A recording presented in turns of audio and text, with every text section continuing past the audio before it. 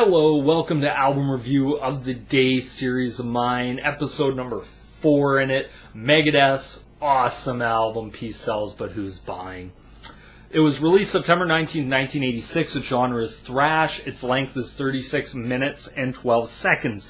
Now this is the last album to feature the original Megadeth lineup. After this, Garth Samuelson and Chris Poland were fired, and it left a void that I feel, at least in one part of the band, never ever got filled again.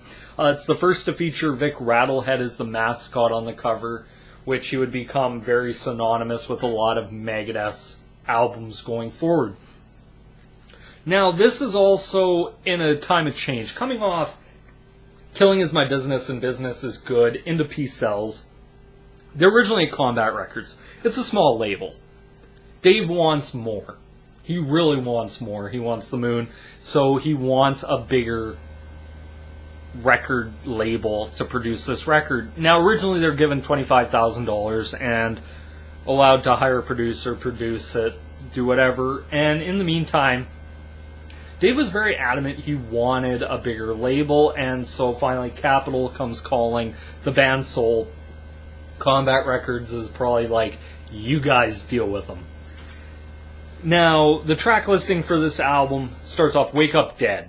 Now, this is I like the spoken intro into this song, in between the riff of the dun dun dun, to wake up 2 in the morning type stuff that everybody knows. I like how the guitar switch solos throughout. It's something that a lot of bands you don't really hear much of, but the good ones, I think, can always switch who's playing lead. You kind of have 2 lead players. Song picks up tempo. The tempo change into Dave's solo I quite like. The singing style as well as very distinctively Dave Mustaine.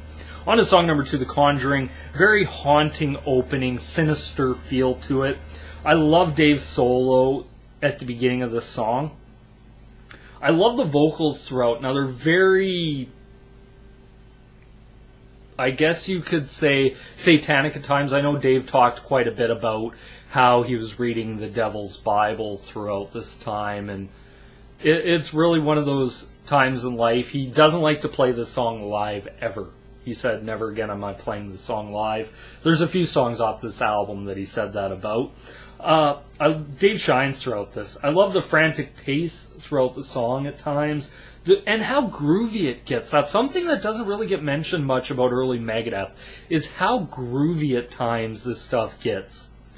And 100% Garth Samuelson is a fucking beast on this, not only on this song, on this whole damn record. On to song number 3, Peace Sells, the iconic David Ellefson bass line. Very criminally underrated as a bass player. Dave Ellefson, fantastic. If you've never seen Megadeth live, go see him. Dave Ellefson alone is worth the price of admission, just watching him play his bass. Into that iconic Dave Mustaine solo to start it off, and then going right into the rhythm and the lyrics of this song, which really scream Megadeth. How they wrote a song that politically showed they weren't just a band about demons, devils, witchcraft, partying, drugs, and all that. They could actually write some pretty meaningful shit, and this album quite proved it.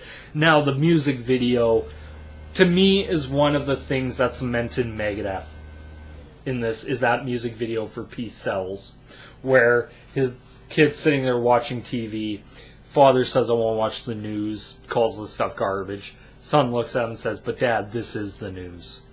It's quite a great statement. I love the solo exchange throughout the song. It's very catchy. If there's a new way, I'll be the first in line, but it better work this time. Just good stuff. It's a very catchy chorus. I love it. I love how the song picks up that intensity once it gets into that peace sells part, and how it builds until the end, and then it just stops. Good stuff for that. On to song number 4, another song Megadeth sadly will never play live again, or have said they'll never play live again. Devil's Island. It has a, best way to really describe it, a heavy faster paced Black Sabbath-like intro. I love Dave Ellefson's bass, and Dave's punk-like singing throughout. That's something about Dave Mustaine. I can't really ever describe his singing style. It's very distinctive. It's kind of like punk rock meets just fast-paced fucking singing. Sometimes you can't understand what he's saying, but it works. It's really good stuff. I love the energy throughout. The rhythm section is a beast on this damn album, and Gar Samuelson is at the forefront of it. Him and Ellefson together, just amazing stuff. On to song number 5, one of the greatest songs Megadeth has ever written. Good Morning, Black Friday. I love how soft and melodic that fucking intro is. It's amazing to listen to. Chris Poland shines on this, where Dave's playing that very simple rhythm, and then you have Chris Poland coming up behind with just this not fast-paced stuff, just very good. Feels like just bends in there, and it's mellow. It really is, and then it starts picking up. And I like how it goes slow. It builds until Black Friday, where you can tell exactly when Black Friday begins, because the pace starts really picking up. I like Dave's punk rock vocals, and I think the lyrics to the song are absolutely fantastic. Very much about murder, demons, devils, that kind of thing. On to song number 6, Bad Omen. Has a sinister intro, very much like the song The Conjuring. I love how the song builds. It's very much like Good Morning Black Friday again, but just the way it just builds. The rhythm on this is absolutely tight throughout, bass driven at times, and the occult tones are very, very heavy throughout the song. Not only on the song, really on this album. This is one of the few Megadeth albums where if you're looking for that devil's, witches, witchcraft, this is the album for you. On to song number 7, I Ain't Superstitious, a Willie Dixon cover. Now, like them Boots from the previous album, this is a very weird song to be covered.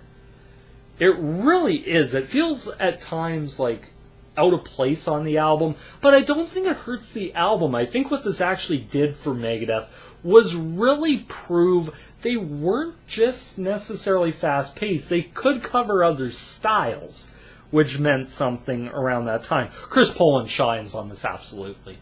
The solos, he's soloing throughout the song. Great soloist, Chris Poland.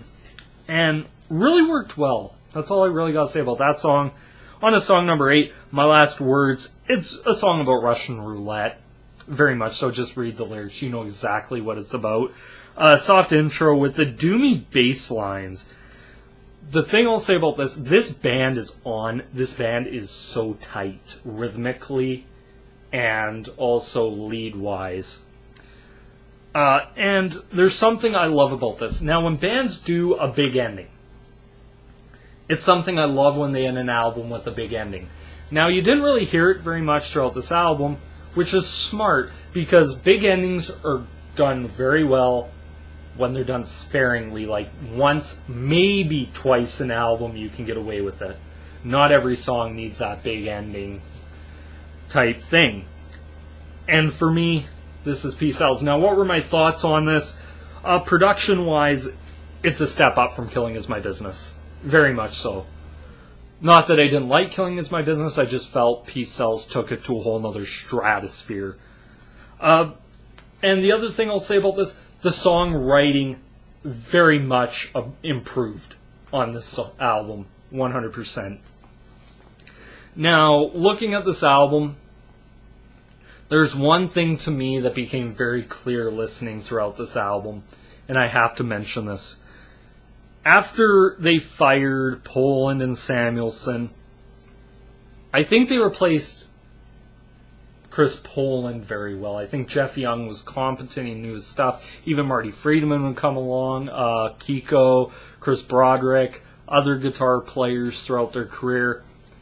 To me, I know a lot of Megadeth fans might not agree with me on this. I don't think Megadeth ever fucking replaced Garth Samuelson on drums.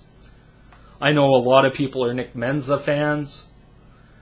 I know they've had other drummers throughout the years. To me, they have never, ever replaced the amazing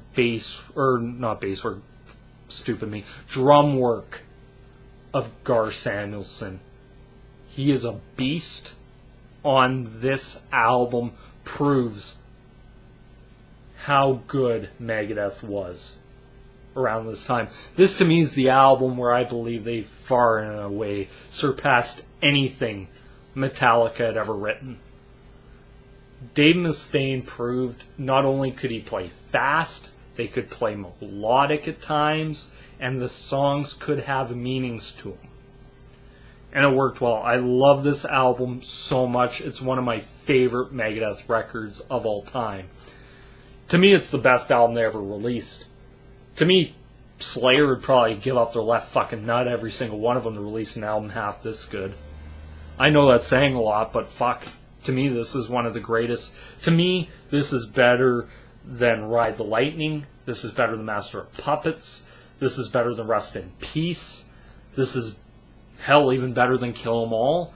This is better than anything Slayer did, Anthrax did, I'll dare say Testament ever did, or Overkill. This, to me, is the seminal moment of thrash metal.